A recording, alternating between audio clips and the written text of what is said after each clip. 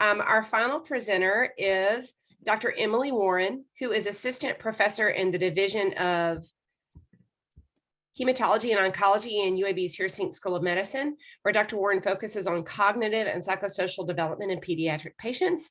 And today she will share information on the neuropsychological care for NF patients and their caregivers. Dr. Warren.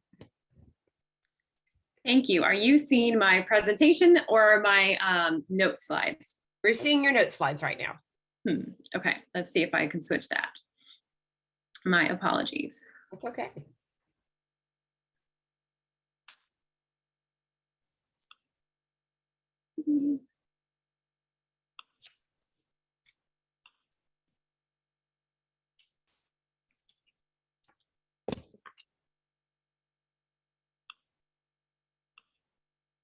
Dr. Warren, if you were to go to that previous slide, I think in the top it says start or change to slideshow, and that should give us the view of the presentation, but keep the notes slides for you.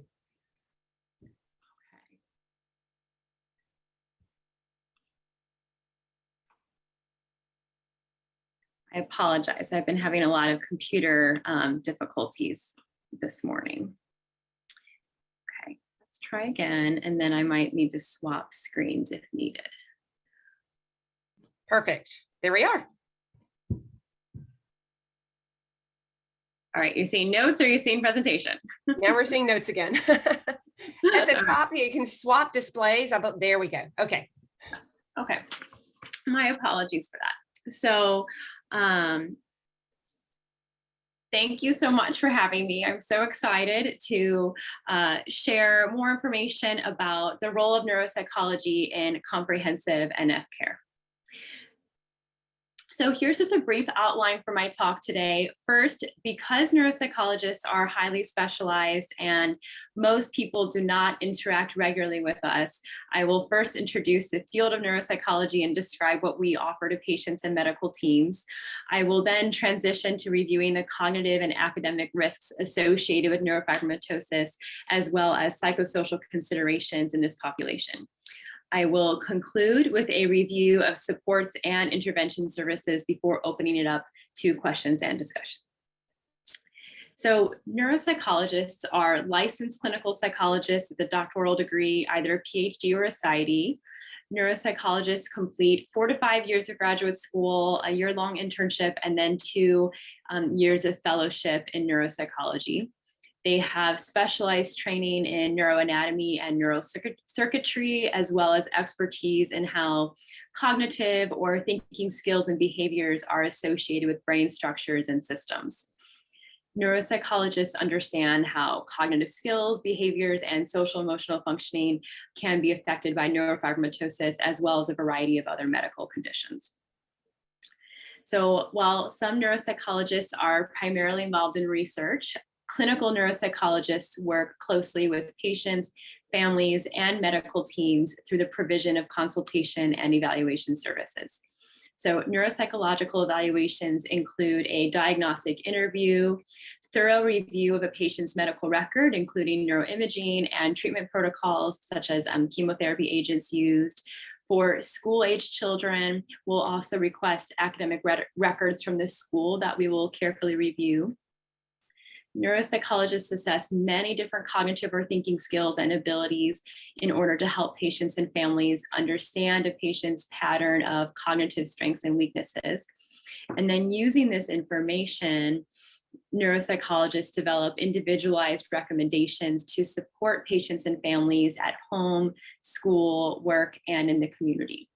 We also work closely with medical teams, and neuropsychological evaluations are typically not a one-time occurrence, but rather an opportunity to monitor a patient's neurocognitive functioning over time and update recommendations and supports as needed. Now, finally, neuropsychological evaluations or neuropsychologists are also available in medical clinics to provide brief consultation services about cognitive, academic, and psychosocial concerns in the context of medical risk factors. And through all of these pieces, neuropsychologists aim to provide comprehensive care to help their patients succeed and achieve a positive quality of life. So during the evaluation process, we use standardized measures to assess various cognitive abilities. These include overall intelligence, language, learning and memory, attention, executive functions, visual spatial skills, fine motor coordination, daily living skills and adaptive skills, behavioral and emotional functioning, academic achievement, and social skills. So many patients will have multiple strengths and areas of intact functioning. When areas of difficulty are identified, we discuss why these difficulties might have occurred, what this means for daily functioning, and then what types of supports or interventions might be available and might help. Typically, patients might request or healthcare providers might recommend a neuropsychological evaluation if a patient has cognitive concerns such as problems with attention, learning or academic concerns, which might look different depending on a patient's age and grade level, or work concerns such as difficulty keeping up with work demands. So sometimes targeted or relatively brief neuropsychological evaluations can also be beneficial to screen for and identify cognitive challenges early before they begin to interfere with daily life. And these targeted evaluations are particularly beneficial if a patient has multiple medical risk factors that might place them at risk for cognitive or learning challenges. So with that brief overview, I'm going to transition to reviewing cognitive and academic difficulties in neurofibromatosis. My goal in presenting this information is to arm patients and families with information about signs and symptoms to look for should they have concerns about their own or a loved one's cognitive and academic abilities. There is a lot of variability in presentation and outcomes among patients with neurofibromatosis. So not every patient will develop challenges in the areas I will discuss. So this will just be a broad overview of what to look out for so concerns can be identified early and supports can be provided. So overall, patients with neurofibromatosis typically have IQ scores within the normal range or just slightly below expectation. So IQ is typically assessed using a gold standard measure such as a Wechsler scale. And in children, that's the Wechsler Intelligence Scale for children. Studies comparing children with neurofibromatosis to their unaffected siblings have demonstrated that patients with NF1 do on average differ from their siblings, but their IQ scores are typically still within that average range or just slightly lower. Now, traditionally, deficits in visual spatial, visual perceptual, and visual motor skills have been considered a hallmark of the neurofibromatosis cognitive profile. In studies comparing patients with neurofibromatosis type 1 to unaffected siblings, controls, and normative standards, patients with NF1 have demonstrated difficulties in visual spatial judgment, the ability to analyze complex shapes and spatial features of complex figures, visual motor integration, which is measured typically by evaluating how well a patient is able to copy a complex figure or a series of figures, and the ability to recall or remember complex visual material. Now, while these areas of difficulty have been consistently identified across numerous studies, more recent literature has also emphasized the contribution of other cognitive skills such as planning and strategy use, which are important for most visual spatial tasks. So it is likely that executive function challenges or challenges in planning and strategy use do contribute to some of these difficulties, but likely don't account for visual spatial deficits altogether. I will also quickly note that in all of these studies, participants were able to see the material presented. So these measures assess higher order visual spatial and visual perceptual skills rather than basic visual perception. Now, when a parent or a patient experiences visual spatial challenges, they or their caregivers might notice difficulties completing puzzles. This is particularly the case in early childhood, as young children with visual spatial challenges will struggle to successfully integrate the visual and the spatial information in a puzzle to successfully complete it. Patients and caregivers might also notice difficulty organizing written material. For example, school-age children might have difficulty organizing math calculations into neat columns, leading to task confusion and incorrect problem solving and underperformance. Handwriting might be spatially disorganized, and drawings might look immature for a child's age. Now, as patients get older, adolescents and adults might notice difficulty drawing meaning from complex visual spatial material, such as charts, graphs, or figures. And then patients of all ages with visual spatial challenges might feel easily overwhelmed by large quantities of visual material on a page and might benefit from having that quantity of visual information reduced or provided in smaller chunks. Another very common area of difficulty in patients with neurofibromatosis is attention. So studies suggest that 40 to 50% of children with neurofibromatosis type 1 exhibit deficits in attention, with challenges observed in how well a child can sustain their focus for a period of time, and how well a child can divide their attention by carrying out a few tasks at once.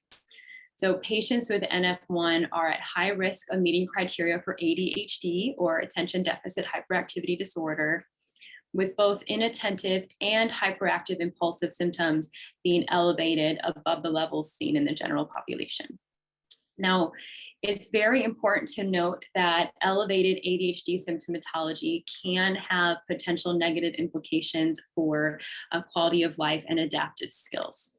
So children with elevated ADHD symptomatology experience a poorer quality of life than children with fewer ADHD symptoms. Additionally, children with more symptoms of ADHD on average have greater difficulty developing age-appropriate daily living skills, or those independent activities of daily living, as well as challenges with leadership skills and situational adaptability. Children with NF1 and ADHD are also at risk for poor academic and social outcomes relative to same-age peers. Now, patients and caregivers might notice a variety of inattentive symptoms, such as a tendency to make careless mistakes, difficulty paying attention to details. Others might notice that the patient seems to zone out or doesn't listen when spoken to. The patient may have difficulty following through with instructions, sometimes completing only part of a task or only one of 3 instructions given.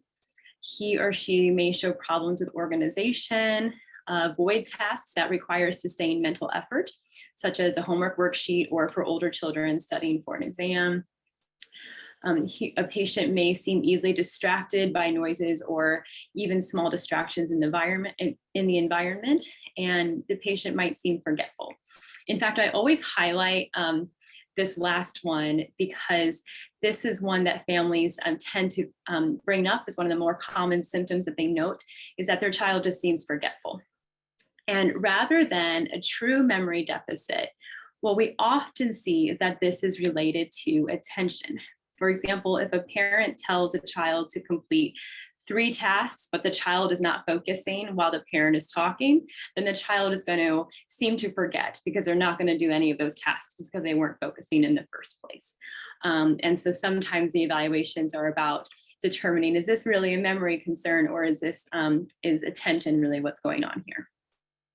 In addition to these inattentive symptoms, patients might exhibit the following symptoms of hyperactivity and impulsivity. So we can see difficulty sitting still, talking more than others, sometimes excessively, interrupting others or blurting out answers before questions have been completed, struggling to wait his or her turn, a high level of energy, and difficulty engaging in independent quiet activities. And for older individuals, that might just be difficulty sitting still and reading for a while.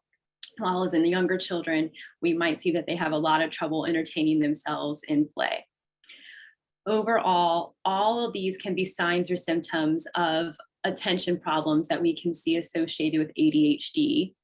To meet criteria for the diagnosis, though, the symptoms need to interfere with the patient's quality of life or daily functioning across different contexts, such as home and school or work. Now, executive functions are another area of potential difficulty in patients with NF1. First, executive functions need to be defined because this is not a term that many people are familiar with. They refer to, or they are sometimes referred to as the CEO of the brain, because executive functions are a group of processes that help individuals engage in goal-directed behavior. So skills such as planning, organization, problem solving, cognitive flexibility, working memory, self-regulation or emotional regulation, and inhibition all fall under this umbrella term of executive functioning. Now, in patients with neurofibromatosis, particularly NF1, executive functions make up a very common area of difficulty. So working memory typically refers to an individual's ability to hold information in mind and work with that information while completing a task or some type of goal-directed activity. So working memory and planning and problem solving are at risk in patients with NF1. Patients might also exhibit deficits in inhibitory control and cognitive flexibility, although these findings tend to be less robust in the literature. Now, when parents are asked to rate their child's or their teen's behaviors on standardized norm-referenced rating measures, parents tend to indicate that children and adolescents with NF1 exhibit difficulty initiating or beginning tasks correctly, struggle with working memory, have difficulty planning, and demonstrate problems with organization. Now, because executive function challenges can adversely affect quality of life and daily functioning, early identification is very important to make sure that the appropriate supports and strategies are offered. So when monitoring for signs and symptoms of executive dysfunction, here's what to look out for. So a patient might have trouble following through with instructions, particularly multi-step instructions. He or she may struggle to prioritize and keep track of important tasks and may become overwhelmed with many assignments or requirements. For example, teens with ADHD may really struggle when they have several assignments, a group project, and a test in the same week, ultimately leading to some of those things simply not being accomplished. Patients with executive dysfunction may have trouble breaking large assignments down into component parts and may have difficulty with time management. And sometimes patients might tell me that they are just procrastinators because they save all their work to the last minute. Patients might also have difficulty beginning tasks correctly because they jump in rather than thinking through all the strategies needed to help complete a task correctly and in a more of a strategic manner. And then some patients will have difficulty transitioning from one task to another and struggle to plan or problem solve, particularly when something new or something unexpected occurs. So you might have noticed that some of these signs and symptoms overlap a bit with the signs and symptoms of attention deficit. And indeed, it is true that patients with ADHD often struggle with executive functioning as well.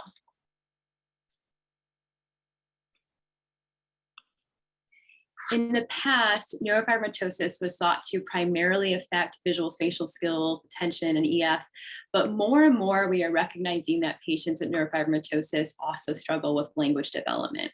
And in fact, about 1/3 of children with NF1 show delays or impairment in at least one aspect of core language. So speech and language delays have been observed in up to 68% of children with NF1. These delays include difficulties with articulation or just pronouncing words, receptive language, which refers to understanding language, and expressive language, which refers to how an individual is able to combine words and phrases to use language when communicating ideas or needs. In some cases, attention difficulties can contribute to language challenges experienced. For example, children might seem to struggle with receptive language, but they are really struggling to attend when others are talking to them. However, attention difficulties alone do not account for the nature of the language delays and challenges that we see in patients with NF. Importantly, Language problems can place children at risk for challenges with social interactions. And this, of course, makes sense as our social interactions are very dependent on how well we understand others and how well we communicate ideas. So when monitoring for verbal problems, patients or caregivers might notice delays in speech and language development very early on. For example, infants with language delays may not babble using different sounds by 9 months of age, and they may not orient or look when their caregiver names a familiar object at 15 months of age. And I like to include these because I always encourage caregivers to be cognizant of early signs and symptoms so that early interventions and evaluations can be pursued. And I've actually included a little note for the CDC milestone moments checklist, which offers a lot of other helpful language and speech milestones for parents to monitor. As children grow older, those with verbal difficulties might have trouble with speech sounds and struggle to pronounce words correctly. They might have problems grouping words together in complex and grammatically correct sentences, and they may struggle to understand when others use complex phrases. And then sometimes children will struggle to use different tenses correctly or use different word forms correctly. And more broadly, caregivers, teachers, or family friends might notice that a patient exhibits limited vocabulary for his or her age. Fine motor problems can be another area of difficulty. And in fact, one study found that 39% of children with NF1 demonstrated clinically significant problems with manual dexterity. And so in this graph here, we see that fine motor delays can occur early in childhood, and the gap between fine motor skills of children with NF1 and the fine motor skills of their unaffected siblings continues into school age years. However, it's unclear how long this difference holds, as findings are mixed and not all studies have confirmed the presence of fine motor challenges into adulthood. So signs and symptoms of fine motor weaknesses include difficulty with everyday fine motor tasks, such as tying shoes, buttoning, zipping, using scissors, and cutting food with a fork and knife. Sometimes parents of younger children will tell me that their child only wears pants with an elastic band to school because they struggle with buttoning, zipping, or tying their pants. Sometimes patients can complete tasks with fine motor demands, but they might do so in a very slow and very effortful manner. And patients with fine motor weaknesses might tire easily when completing tasks with heavy fine motor demands, such as writing. Children with fine motor weaknesses are often identified by educators due to their poor handwriting, which is often difficult to read. And then sometimes these fine motor weaknesses can lead to children, teens, young adults rushing through writing tasks or other tasks with these fine motor demands. And then this can lead to underperformance or underachievement. Now, with respect to academic achievement specifically, it is important to note the high rates of learning disabilities in children with NF. So studies estimate that 30 to 65% of children with neurofibromatosis type 1 meet criteria for at least one learning disability. The two primary learning disabilities include a specific learning disorder with impairment in reading. People in the community often refer to this as dyslexia, and a specific learning disorder with impairment in mathematics, sometimes referred to as dyscalculia. There is another specific learning disorder for deficits in written expression, but these are the primary two learning disabilities that we tend to see in patients with NF, and these are the two that have received the most focus in research. So for children with a reading disability, we typically see that they struggle to understand speech and letter sounds and how letter sounds combine to form words. And so this is referred to as phonological awareness or phonemic decoding. And then in more advanced grades, we can also see impairment in reading comprehension. For those with a math learning disability, we tend to see that deficits in arithmetic accuracy and arithmetic fluency. Math challenges can also extend into adulthood, with some recent literature showing that adults with NF1 are at risk for struggling with math calculations such as subtraction and multiplication. if we take a step back, it is common to ask why these cognitive and learning challenges occur in patients with neurofibromatosis. So there are several potential causes, and this is certainly an area of continued research. First, several studies have found that cognitive difficulties tend to be more pronounced in patients with familial rather than sporadic NF. So this suggests that there is a genetic contribution to the cognitive and learning challenges observed. There is also strong interest in understanding how neuroanatomical differences might contribute to cognitive and learning difficulties. So we mentioned UBOs earlier, so we got a great question about that. So some studies have focused on the UBOs or the unidentified bright objects, or these bright spots seen on imaging, which tends to be pretty characteristic in patients with NF, particularly NF1. And research has shown that these do appear to decrease in number after the first decade of life, and that this decrease has been associated with cognitive improvement. And so we are seeing this association between UBOs and cognitive functioning. However, results have been variable when it comes to associating the number of UBOs and their location with cognitive outcomes. And so, unfortunately, in some, the research findings are generally pretty mixed. Some studies have suggested that differences in cortical and subcortical volumes is a contributory factor. And other studies have noted that patients with neurofibromatosis tend to have different connectivity compared to controls. And generally what we see is that some of the networks of the brain have heightened or hyperconnectivity, meaning that they are overconnected.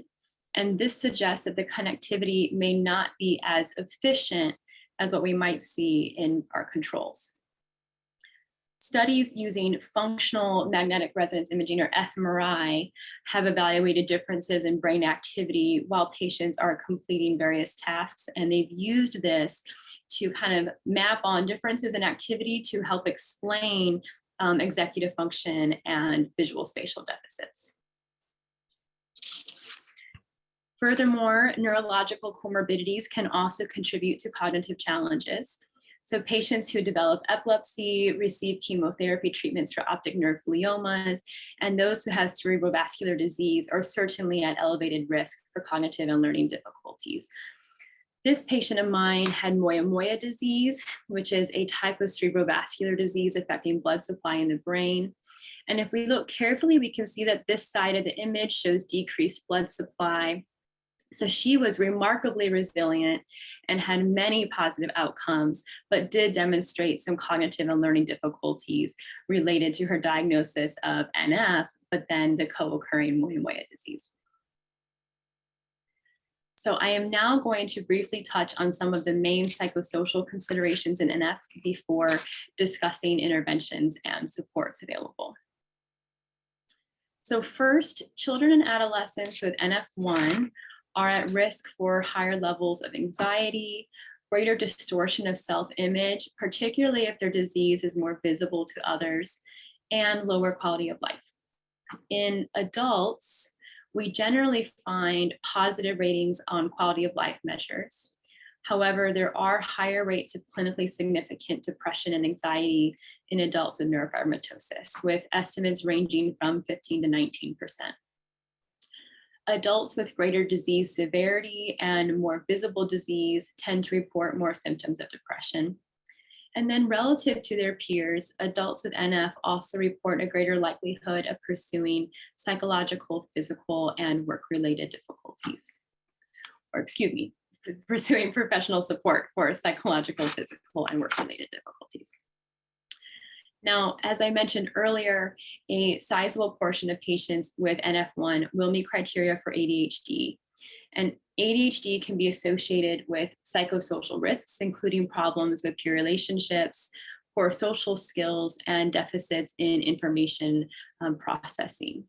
Findings suggest that poor social skills and impairments in social information processing tend to be a little less robust, but still significant, while problems with peer relationships really stand out as a key risk factor associated with ADHD. So this risk for peer relationship difficulties and peer rejection may be related to several factors. First, working memory relates to an individual's ability to consider, to process, and to recall relevant social information when engaged in a social interaction. So patients with deficits in working memory, such as many of our patients who also meet criteria for ADHD, can be associated with poor social interactions. Individuals with ADHD also have a tendency to exhibit poor conflict resolution skills and difficulty regulating their emotions and reactions, sometimes leading to physical and relational aggression. And then we can also see difficulties with language pragmatics and social skills, such as talking excessively, interrupting others, or not taking turns in a conversation. And while many of these challenges are certainly not intentional and they are not even noticed often by the individual or the patient with ADHD, they can result in negative interactions that ultimately lead to peer rejection. And so these social challenges associated with ADHD on top of NF can have a long-term impact when left untreated. Studies have also found that children with NF1 struggle to understand the mental states of others. This is something that we as psychologists call theory of mind. I won't go into too much detail here, but these pictures represent a research task evaluating a patient's ability to understand in the mechanical series and states versus the internal states of a person. So in order to properly complete the sequence here, B, on the right, patients need to understand the mental state of the young girl in the series. And children with neurofibromatosis type 1 have significantly greater difficulty completing these types of tasks. And what this suggests to us as clinicians is that these children are having difficulty understanding the perspectives of others in daily social interactions, which then can in turn contribute to social challenges. Children and adults with NF are also at significantly higher risk for meeting criteria for autism spectrum disorder. According to the International NF1 ASD Consortium team, 39.2% of the patients with NF1 that they studied exhibited mild to moderate symptoms of autism spectrum disorder, and 13.2% scored in the severe range for ASD symptomatology. So the hallmark symptoms of ASD include deficits in social communication and reciprocal social interaction, as well as elevated, restricted, and stereotypic behaviors. So let's briefly break that down a bit. Deficits in social communication and reciprocal social interaction might include difficulty with back and forth conversations, reduced sharing of emotions, interests, and affect, difficulty understanding the use of nonverbal communication or using nonverbal communication. For example, not really using typical gestures, not maintaining or initiating a typical eye contact, or maybe just not reading the emotional and facial expression cues during a conversation. And then we can also see just overall trouble developing, maintaining, and understanding social relationships.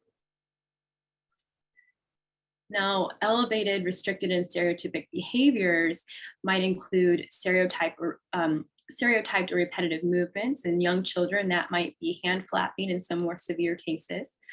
Use of objects might be atypical, especially in young children. We might see spinning and spinning and spinning of wheels on a car, for example, rather than ever driving a toy car. And then as children progress and they get older, sometimes we see stereotyped speech, or this tendency to use the same kinds of phrases or words in more of a formal or scripted manner rather than using them flexibly. There's also a tendency to have insistence on sameness, or this inflexible adherence to routines, with easy distress when routines or expectation for their day is disrupted. There can be a highly restricted or fixated interest and then hyper or hyposensitivity to sensory input. And so examples of that would include hypersensitivity to loud sounds, for example, as well as the textures of clothing, and the texture, color, and even smell of different foods. Okay, so now we've just reviewed the risks associated with neurofibromatosis, and I want to end by reviewing the many supports and services available to help patients succeed and achieve a positive quality of life. So many children with neurofibromatosis will qualify for supports through school. And in the United States, that would be either under a Section 504 plan or an individualized education program. So a Section 504 plan offers academic accommodations in accordance with the Rehabilitation Act of 1973. So schools do not receive federal funding for accommodations provided under a Section 504 plan. And such a plan includes a broader definition of disability, so typically more students can qualify. An individualized education program, or an IEP, falls under the Individuals with Disabilities Act, or IDEA. And so funding is provided to schools, but children receiving supports under an IEP must be classified into one of the 13 defined disability categories. And so these categories are shown here. Many children with neurofibromatosis will be eligible for an IEP under the other health impairment designation.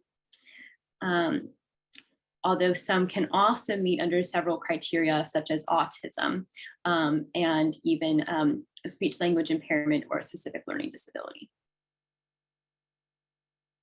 So this is a list of potential accommodations students might receive under a Section 504 plan. So supports such as additional time on tests, prompts or reminders to stay on task, and the ability to have exam items read aloud would all fall under a Section 504 plan. These supports can be provided without modifications to the general educational curriculum. Now, an IEP provides special education services to students who require specially designed instruction that differs from the standard curriculum. So services under an IEP might include research-based reading and math interventions.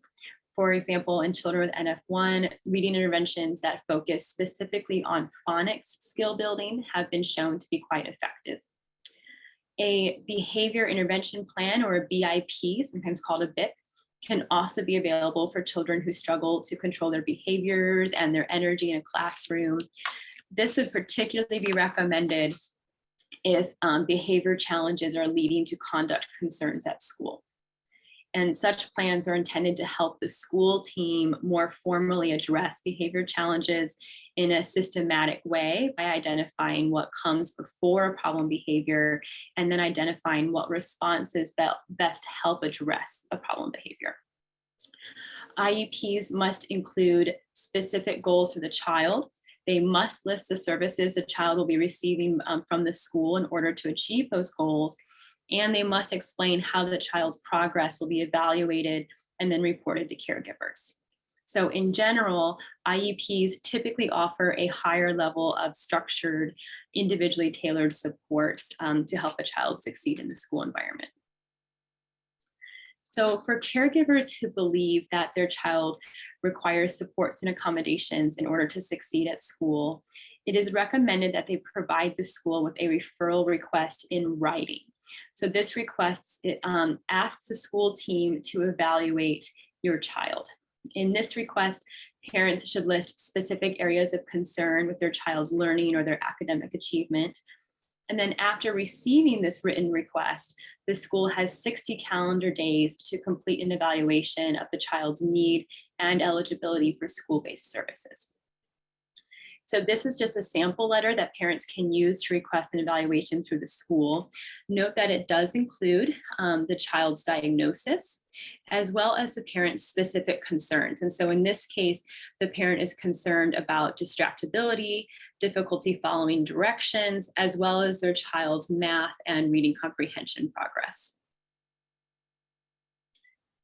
So outside of school, there are also many supports and intervention services. Children with speech and language delays will benefit from speech language therapy. Some adults will also benefit from speech language therapy. And then those with fine motor difficulties will often benefit from occupational therapy.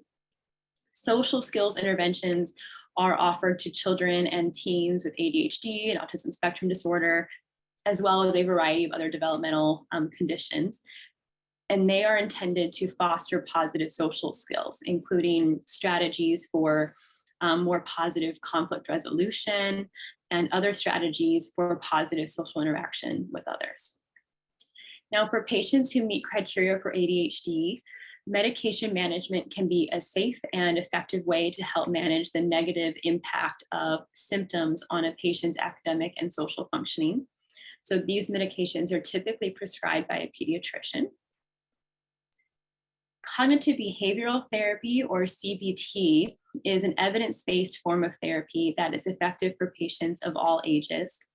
This form of therapy helps patients understand how their thoughts, their feelings, and their behaviors are related to one another.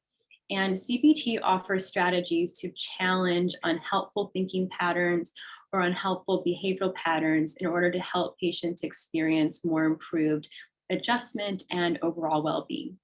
And this form of therapy has been very heavily researched and has been shown to be effective for anxiety, low mood or depressive symptoms, difficulties with ADHD, adjustment challenges, and many, many other patient concerns. I won't go into too much detail here, but I'm including my favorite book for parents of children with anxiety, as well as my favorite 2 book recommendations for parents of children with ADHD.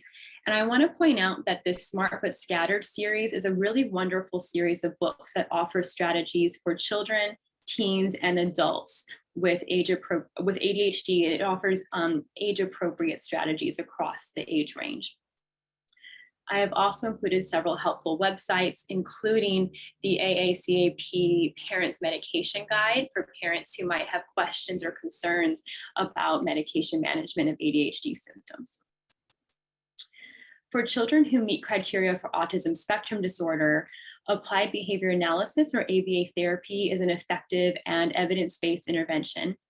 This form of therapy is pretty intensive, and it applies behavior principles to promote positive behaviors and decrease behaviors that affect learning and daily functioning. I've also listed some of my favorite resources for patients and families facing an autism diagnosis.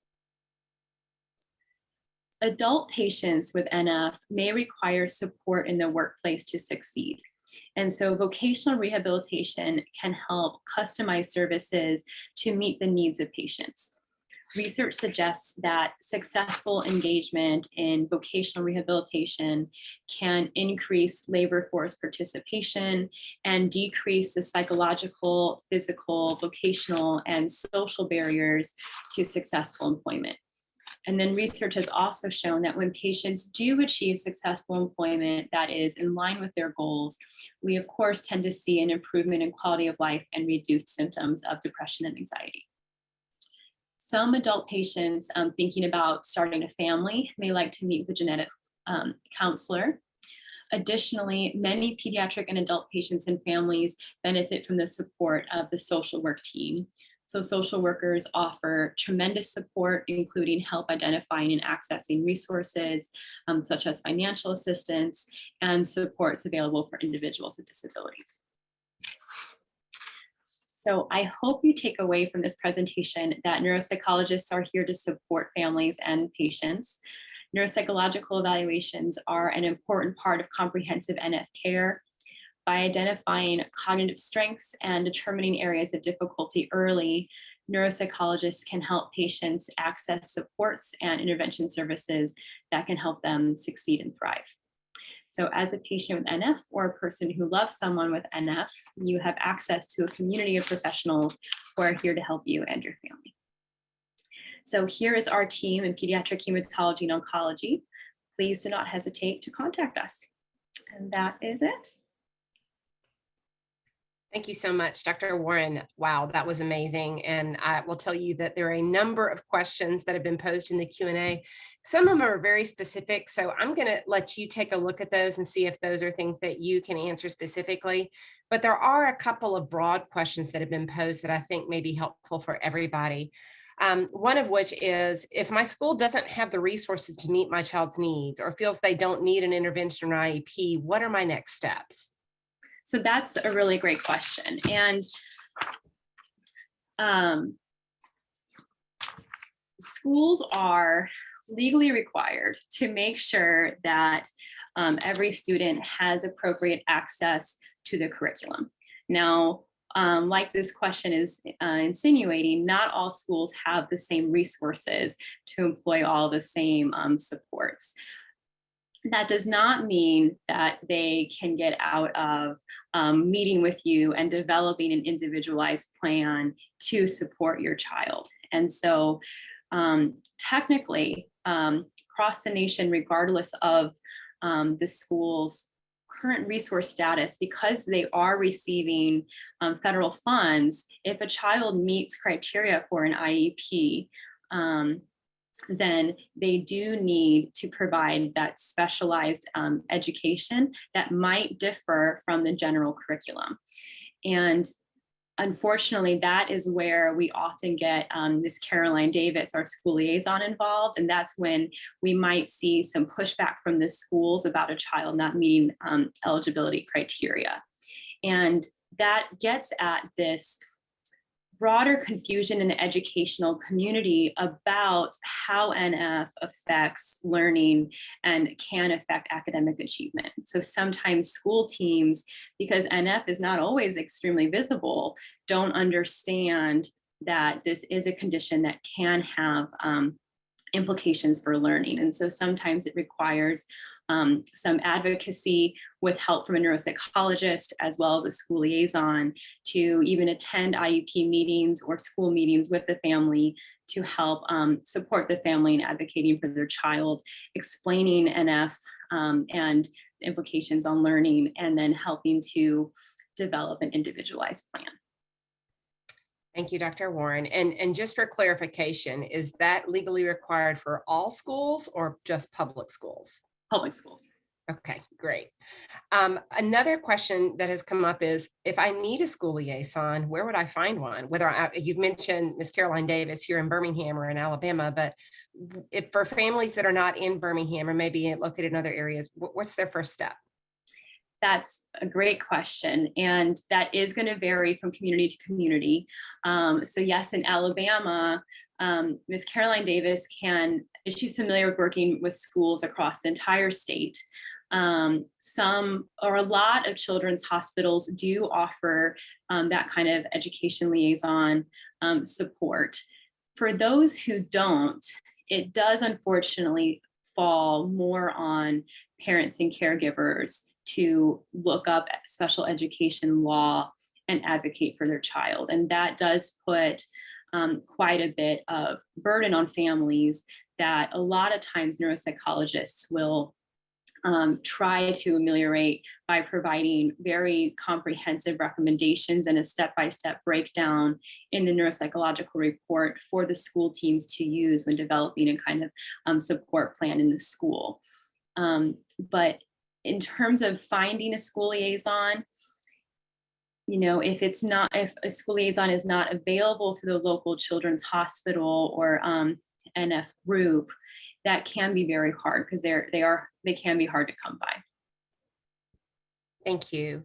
Another question that has come up is related to both behavior plans or modification therapies, as well as medication, and teasing out ADD versus anxiety. Are there differences, or how do people approach that in terms of NF1, knowing if it's ADD, anxiety, NF1, or just puberty? That's a great question. So that is something that a neuropsychologist can definitely help with. Sometimes a general pediatric psychologist can also help tease that apart without going through a full neuropsychological cognitive evaluation. But typically those cognitive evaluations are very helpful. During an evaluation with my patients, patients with ADHD they tend to have a pretty clear profile of strengths and weaknesses that tell me that this child is struggling with attention and different aspects of executive functioning that affect learning in a way we typically don't see with anxiety. it is true that if anxiety is quite severe, then we can see more inattention symptoms. And so we're not going to see, as many of the, or generally we don't see too many of the impulsivity or hyperactivity concerns, apart from maybe some restless fidgeting. But we can see that certainly those who are very anxious and are, coping with a lot of anxious internal thoughts, potentially, it can be hard to focus on learning and even social interactions. But that would also come with, typically when we see anxiety to that extent, at least with a trusted caregiver, children and adolescents are able to verbalize what they're worrying about, and give some other hints as to, this is really an anxiety presentation. They're not focusing because they are fearful of embarrassment, fearful of disappointing, fearful of making a mistake. And that is very different from the kind of not focusing, or what we might term zoning out, in an inattentive presentation of ADHD. I hope that answered that question. Thank you so much, Dr. Warren. And thank you for covering the transition, both from pediatric to adult care. I know a number of our participants today are in that situation with either being caregivers or being adult patients themselves. And so the information you provide has been very, very helpful. That is everything related to Dr. Warren's presentation. We're kind of now moving into our final 20 minutes of the day with Q&A. A number of questions have been posed in the Q&A. And those should be viewable to each of you. Some broader questions I thought that might be helpful to share, and I'm going to try to share my screen real quick here. It's going to be my desktop. I apologize because I have several things, are related to the Neurofibromatosis clinic at UAB. This is let me move that little talking thing. This is the information for those of you that are in Alabama or near Alabama, that if you have not been in a clinical care situation with coordinated care for neurofibromatosis, this is the information for UAB. As Dr. Korf alluded to, this is the phone number, and we have both a pediatric and an adult patient.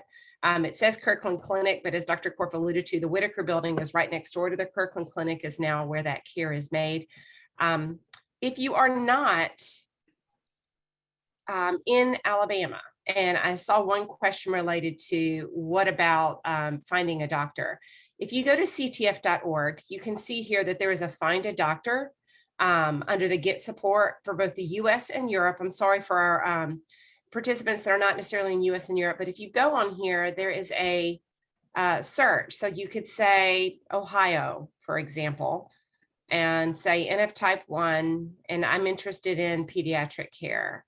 And it will literally show you on the map that information. You can also go specifically and limit to certain issues. And you can kind of filter out what you may need. And it gives you some information on preparing for your clinic visit.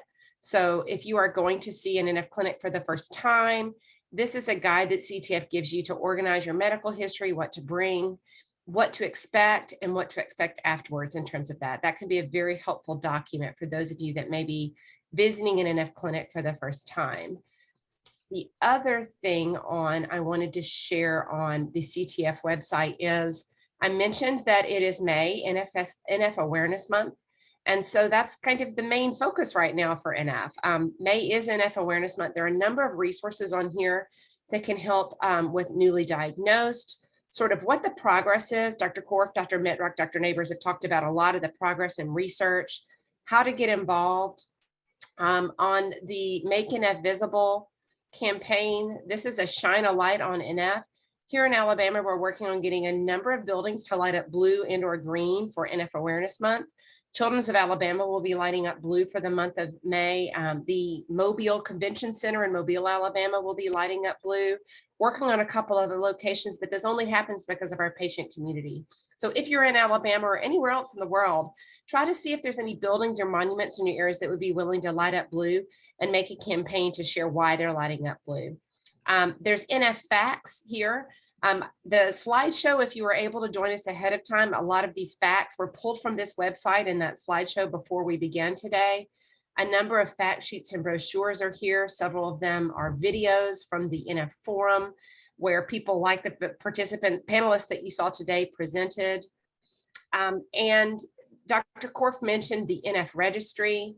That is a really, really critical tool. If you're willing to register on the NF registry, this can link you to potential trials or research studies that may be beneficial to the NF community and or you and your loved one. I'm a part of that as an NF family. And so I will get emails sometimes about research studies that may be of interest to my family members. And we have participated in several of those as a result. And one of them was a neuropsychological one for our teen son, and found it very, very helpful and beneficial for him to be a part of that group, especially during COVID since it was virtual. The last thing I wanted to share is the clinicaltrials.gov. Dr. Neighbors had mentioned this, and I thought if you go to clinicaltrials.gov, that's an important ending to get to this site. It's GOV. I'm just going to go through a little kick, and if I put in under the conditions or disease, neurofibromatosis, and I can put in cutaneous for cutaneous neurofibromas, and I want to say recruiting instead of those that are closed, I can hit search. And this is going to pull up any study related to neurofibromatosis and cutaneous neurofibromas. So those are the dermal tumors that Dr. Neighbors and Dr. Korf and Dr. Metrock referenced. So all of these are related to either research studies to learn more about or active trials to learn about effective treatments. It has the locations. For example, here's one related to a topical gel treatment that's in Arkansas. All of this information is here. So I would encourage you to go to this clinicaltrials.gov. The other thing that can be under here, and it's not just medical or physical manifestations, you can put in cognitive, for example, related to what Dr. Warren said, and you can see some information regarding reading disability research studies that are ongoing. I know there's one in terms of UAB as well as one at Vanderbilt right now. So don't just limit yourself to think that the NF trials are associated only with tumors. There's a lot of manifestations of NF and NF2, NF1, NF2, and schwannomatosis that may be information. And the contact information is on each of these if you're interested in learning more. But clinicaltrials.gov is a great place to look and see if there's any research studies that you may be interested in participating in as well. That is everything that I have. Let me see if we have any additional questions that have come up. One question was, would you recommend a neuropsychological evaluation? Sorry, let's see, where did it go? As a baseline for children prior to kindergarten. I guess, how often in terms of a child development should a neuropsychological evaluation be recommended? That is an excellent question. And I will say that, this question asker is quite wise, because that kindergarten transition and then into first grade, that is a very sensitive time in a child's development. And we do want to make sure that we're identifying any attention problems or other cognitive difficulties, as well as speech and language problems that can affect reading development. We want to make sure that we are identifying those early, so that reading interventions in particular can take place before a child progresses too far into elementary school and falls further and further behind. And so what I typically say is, not every single child with NF1 or NF needs a neuropsychological evaluation right away. But if you as a parent have concerns about your child's attention skills, language skills, or even in pre-K, or even just at home learning before kindergarten, if they're really struggling to start picking up on letter identification, letter sounds, and number identification and very simple counting, that might be a time when we would recommend a neuropsychological evaluation to make sure that the child is on track and ready for that kindergarten entry, and then that progression to first grade. Thank you so much, Dr. Warren. Let's see, there was one other question, I believe. Also for Dr. Warren, can you discuss the differences, if any, between your evaluation of a child with NF1 versus the evaluation for an IEP done at school? So I guess, what's the difference between the school evaluations and what a neuropsychologist would do outside of the school? Thank you for this question. I love this question because this is an area of confusion in the community. So at school, they are those who are providing a school-based evaluation.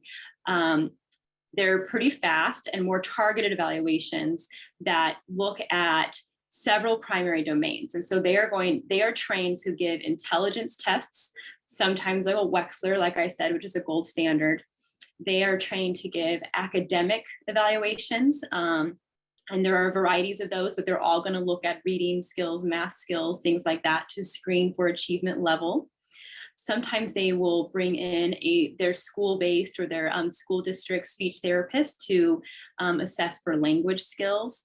And then they'll have parents complete a variety of behavioral measures. And sometimes they'll couple that with an observation of the child's performance in the school. What they do not do is the extent of cognitive assessment that a neuropsychologist is going to do. And so they are not trained to more objectively, by using performance-based measures, evaluate attention skills, executive function skills, such as a child's ability to shift from one thing to another, to multitask, to plan, to problem solve, and then couple that with the intelligence testing, the language testing, the academic testing. And then they're also not trained to look at learning and memory. And so the main difference is that you'll get a more comprehensive evaluation of different cognitive abilities and how that can be affected by NF. And then also a neuropsychologist has specialized training in how NF affects the brain across the lifespan, and how different any neuroanatomical complications identified on imaging could affect a child's learning. Thank you. I know that we had a neuropsychological done in first grade that has still served us well now that we're in 10th grade in terms of learning and better being proactive as a parent and understanding all of the manifestations during child development. So if anybody wants to know what a neuropsychological evaluation can do through K through 12 as we approach 12, please talk to me. I'm happy to share what a benefit that's been for our family. One more question before we go, and this is a video question for Dr. Korf and Dr. Warren, in terms of how often should a clinical evaluation or a neuropsychological evaluation be happening? If, for example, if there are no clinical concerns, how often should they come see you, Dr. Korf, or some of your colleagues? And then for Dr. Warren as well, sort of along that developmental spectrum, what does that look like for you as well? Yeah, from a clinical point of view, we typically recommend once a year.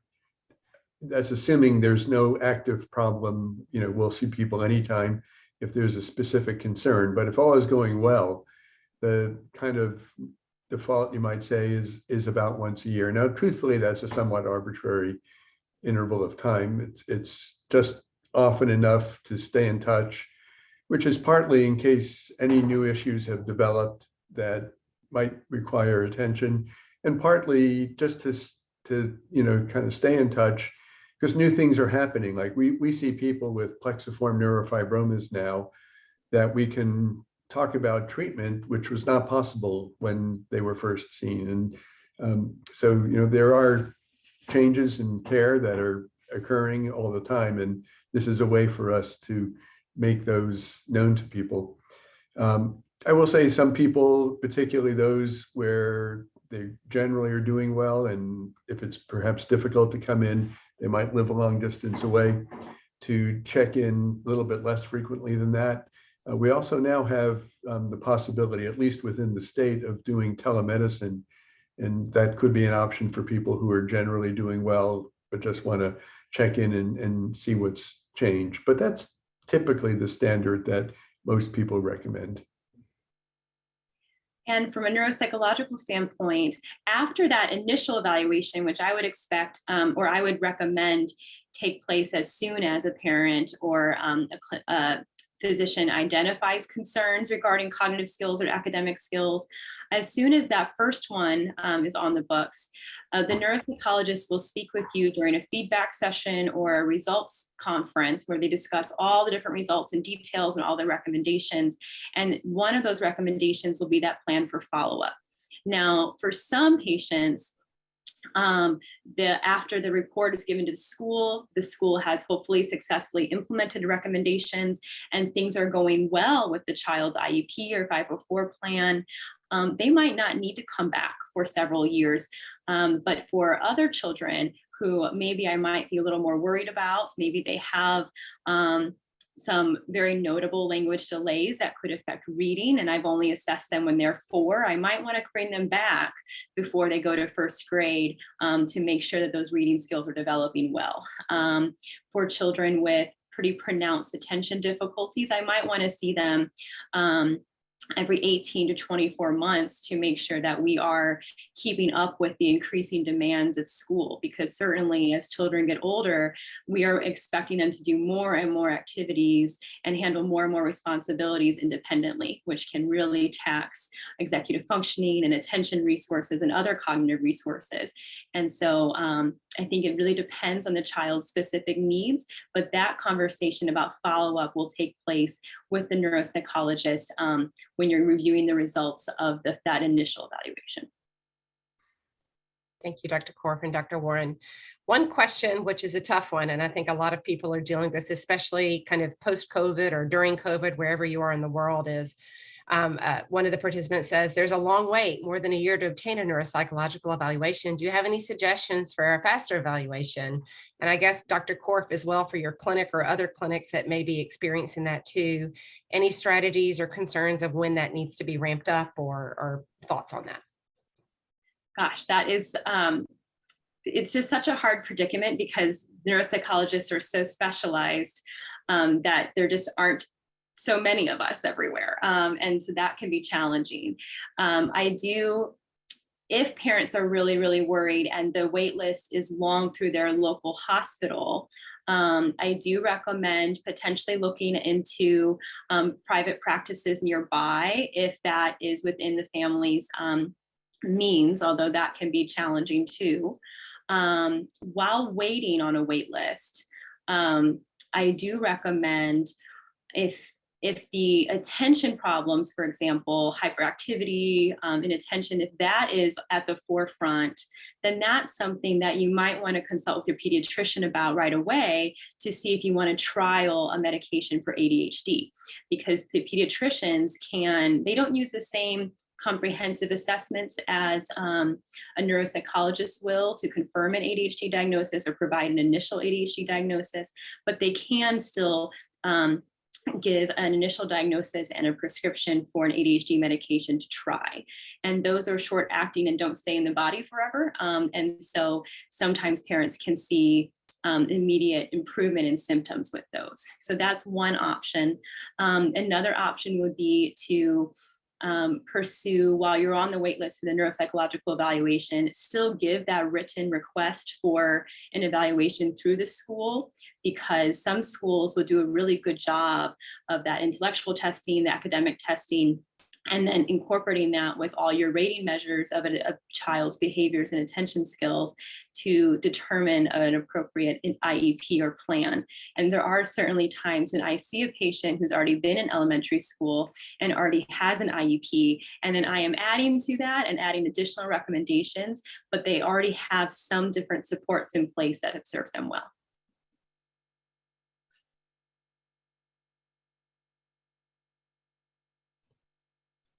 Dr. Korf, any thoughts on sort of how COVID has affected the ability to reach clinicians like you as well, or just in general? Yeah, well, so, during the peak of COVID, I hope that we can say that's in the past, we were doing telemedicine mainly for our clinic visits, which worked pretty well for most things, I would say.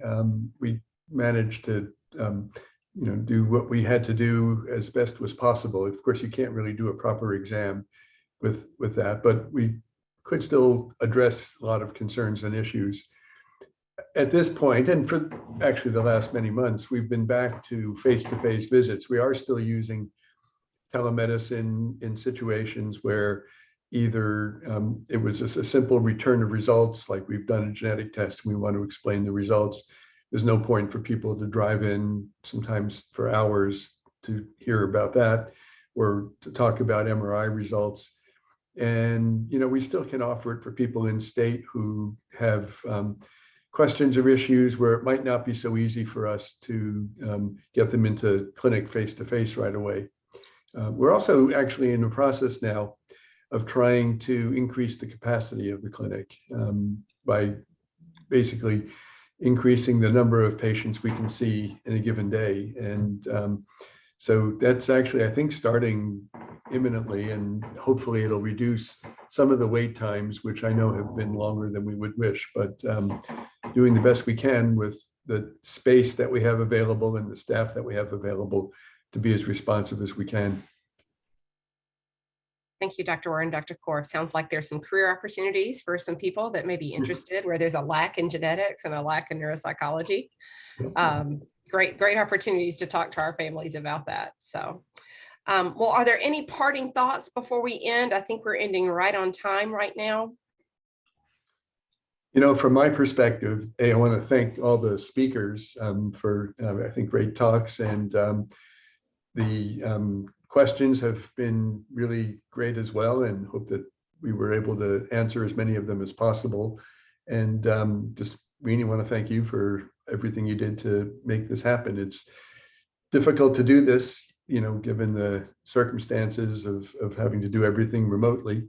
And, I really think we've, done as much as one could reasonably do, given the need for these remote kinds of events. Maybe the next time we meet, it'll be in person, although I think there is an appetite for streaming these, even if we are meeting in person. So hopefully we'll have gotten skilled at hybrid meetings by the time the next one comes around. But thanks to everybody for what I think was a really informative day.